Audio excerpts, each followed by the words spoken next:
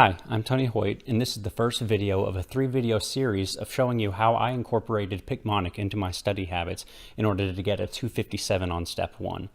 This first video is specifically how to incorporate Picmonic into your daily coursework, because I know it gets really busy. I have to say that it's super important that you familiarize yourself with as many Picmonics that you like as you can before you start doing question banks in year 2. You want these Picmonics to already be in your head.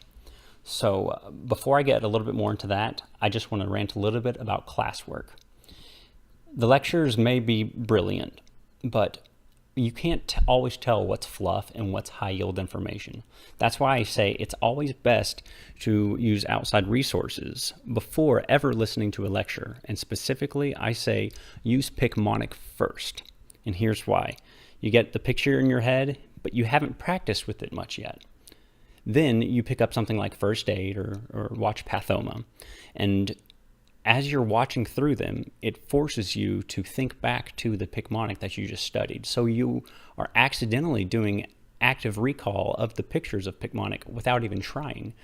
And then finally you get to the lecture and it's like you've already learned it.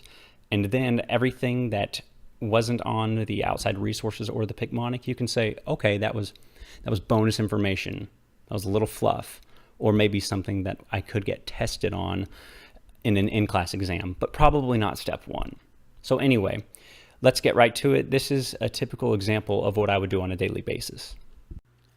First, I look up what the lecture will be over and all the diseases that we're going to cover in class.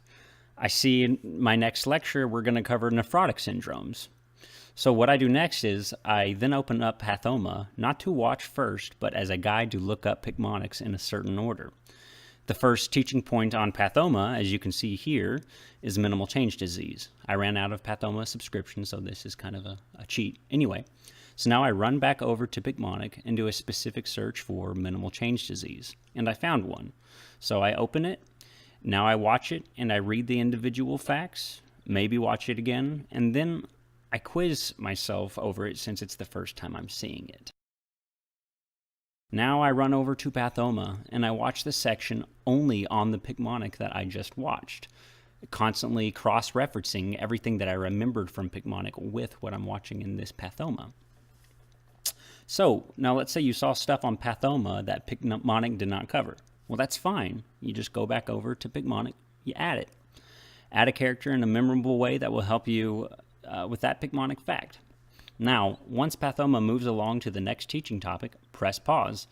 We will resume this one once we finish incorporating our next resource, which I like to use as Firecracker. If you like to use that, here's what we do.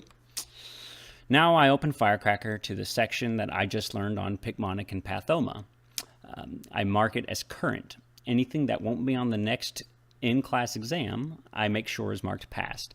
Then read through the individual facts, once again cross-referencing it in your mind with the memory of the Picmonic, or physically recheck the Picmonic if necessary. So once again, if you find facts on Firecracker that are not on Picmonic, but you wanted them to be, you can add them to Picmonic if you so choose.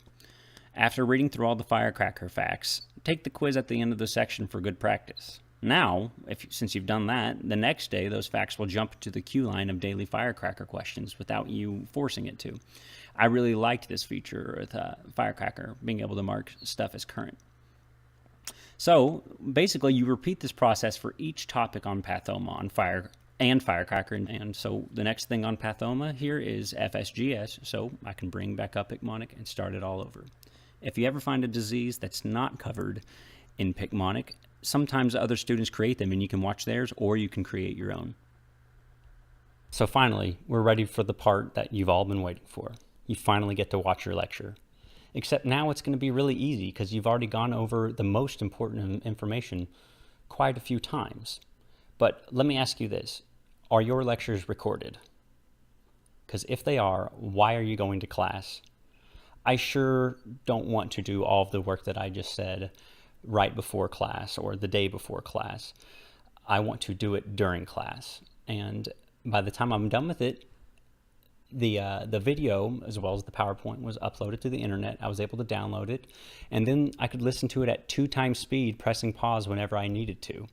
but I hardly ever needed to because I had the core material down so well. Super effective.